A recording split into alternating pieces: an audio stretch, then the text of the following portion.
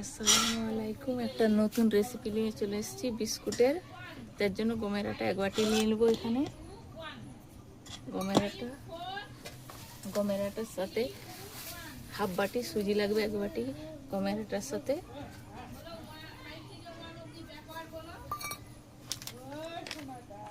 একটা 5-এর পাউডার দুধ দিয়ে দিচ্ছি। না দিলেও চলবে, সুজিটা আর গমের আটা হলেই হবে। এখানে তিল লাগতো, আমার হাতের কাছে তিল নেই তাই দিইনি।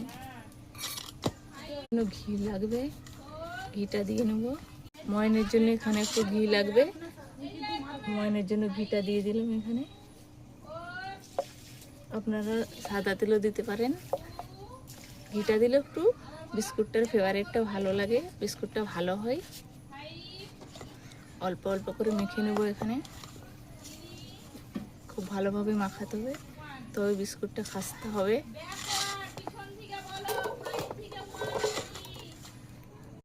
ময়নটা খুব সুন্দর করে মাখানো হয়েছে, দেখুন বন্ধুরা, এরকম ডেলা মাখানো হয়ে যাচ্ছে, আবার ভাঙলে ভেঙেও যাচ্ছে। খুব সুন্দর ময়নটা মাখানো হয়ে গেছে। এরকম করেই কিন্তু ময়নটা মাখাতে হবে, বিস্কুটটা খাস্তে হবে, নাইলে হবে না।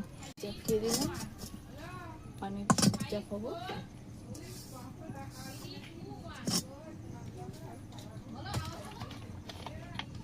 অল্প পানি দিয়ে দিচ্ছি,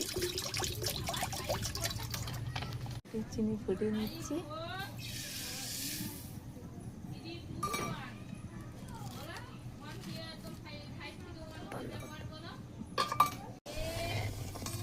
এরকম হালকা আছে, চিনিটা গলিয়ে নেব।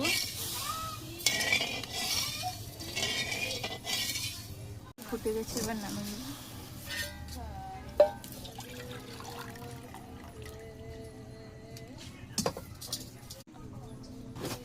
অল্প অল্প করে পানিটা মাখিয়ে নেব ডোটা বানাবার জন্য।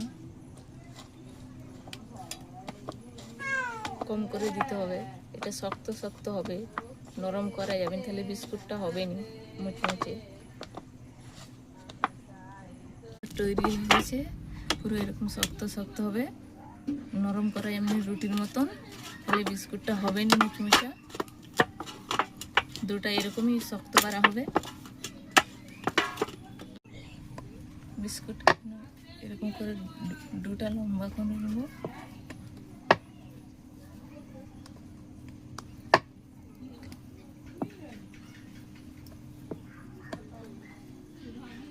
এরকম ফাটা ফাটা হবে, ফাটা হলেও বিস্কুটটা ঠিকঠাক হবে। শক্ত শক্ত সোজা কাটবো নি, এরকম একটু ডিজাইন করে করে।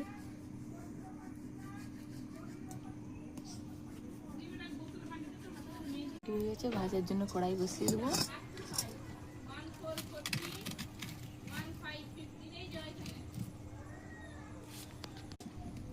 কড়াইটা হয়ে গেছে, সাদা তেল ঢেলে নেবো বিস্কুটটা দেওয়ার জন্য।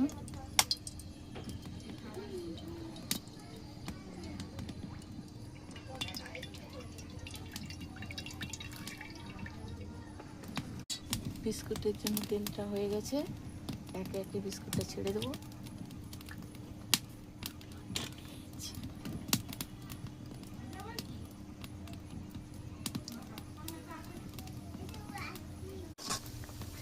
এক সাইড লাল হয়ে গেছে, এবার উল্টে দেবো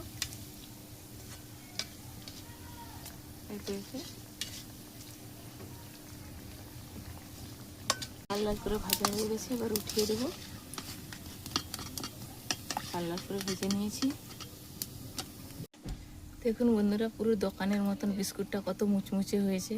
আপনারা যদি বাড়িয়ে বানিয়ে খান খুব ভালো হবে, দোকানে কিনাই লাগবে না। কত সুন্দর পুরো মুচমুচে।